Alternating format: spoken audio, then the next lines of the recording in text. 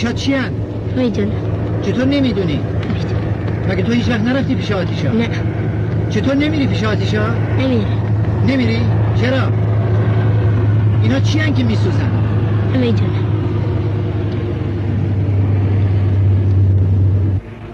مراد این آتیشا چی هن تو دشت؟ مراد نمیدونم. چطور نمیدونی؟ نمیدونم، فقط از دور میبینمشون. هیچ وقت نرفتی نزدیکشون؟ نه. این آتیشا چی هن؟ نمیخوای. این آتیشا چی هن؟ معرفتی من نمیدونم. زاهر بله. اسم این دوست چیه؟ جانیه.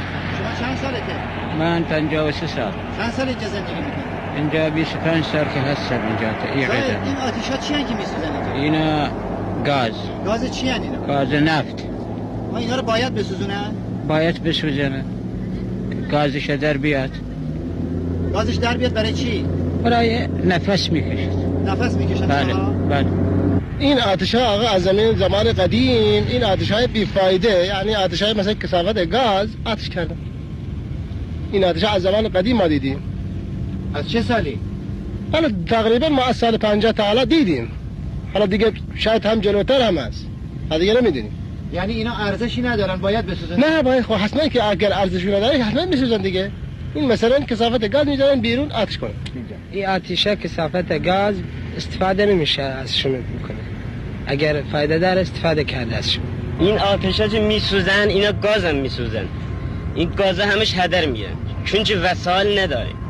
اگه وسایل داشته باشم اینا هدر نمیره. اینا همش الان هدر میره میسوزن این گازا. نه تنها اینجا هست، زیاد جای هم هستش، آبادان هم هست، توی اهواز الان اینجا هم هستش، زیاد هم هست، خرمشهر هم هستش، خیلی جای هستن. اینا همش هدر میرن این گازا، وسایل نداریم. این آتیشا چی هن؟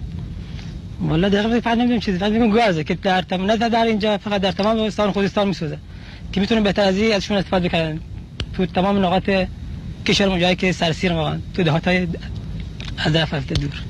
اینها را آقا تو میگم باید به شهرهایی که دور از دست افتادن برسه، نه به اینجا.